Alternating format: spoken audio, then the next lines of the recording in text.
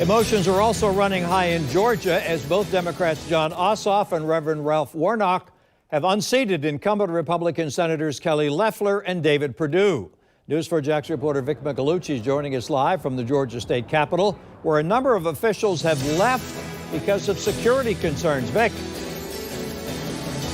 They have left, but I just spoke with a corporal with Georgia State Police, and he tells me the Capitol building is still open for business. In fact, in just a couple of minutes, we expect to hear from Georgia Governor Brian Kemp, who is going to address the situation in Washington, D.C., we suppose, as well as the current election results. So I want to show you the scene here. There are a lot of police officers and security forces around the area, some demonstrators as well, but everything has been peaceful. No violence so far, and certainly that's the way people out here say they want it to stay. In the meantime, I want to give you a statement from the Senator-elect Raphael Warnock. He says on Twitter, in this moment of unrest, violence and anger, we must remember the words of Dr. King. Darkness cannot drive out darkness. Only light can do that. Hate cannot drive out hate. Only love can do that.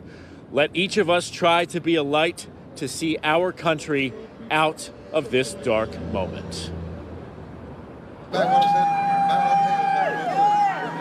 Republican-aligned demonstrators set up outside the Georgia State Capitol in Atlanta today to show their anger toward the results of the Senate runoffs and the presidential election. We, the people, are now being told to sit down and shut up after we have watched the most blatant act of fraud ever committed in our state's election. Chester Doles and other self-proclaimed patriots with a list of demands for lawmakers to overturn the results.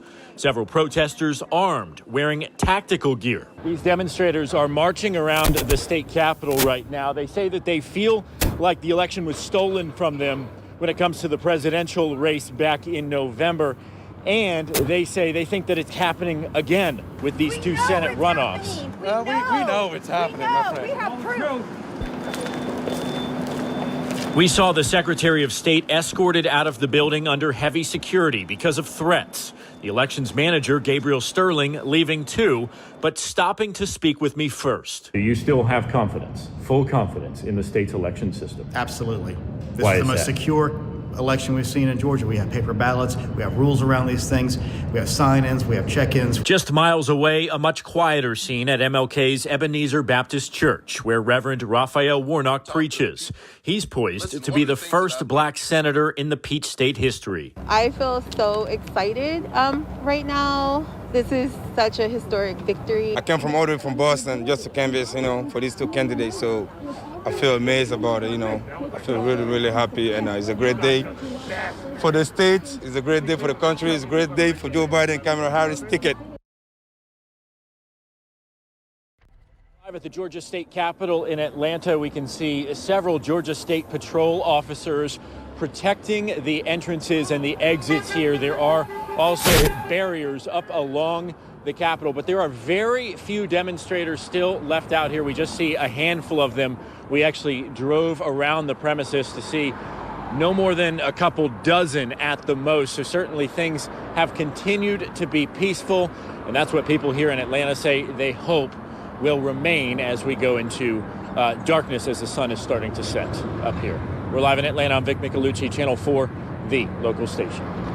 Vic, President Trump's supporters have made very clear that they're angry with elections officials, that they don't believe that the election was really fair. But they're also very angry with news organizations, with journalists. At any time there today in Atlanta, as you covered these protests, did you feel concerned about your own personal safety?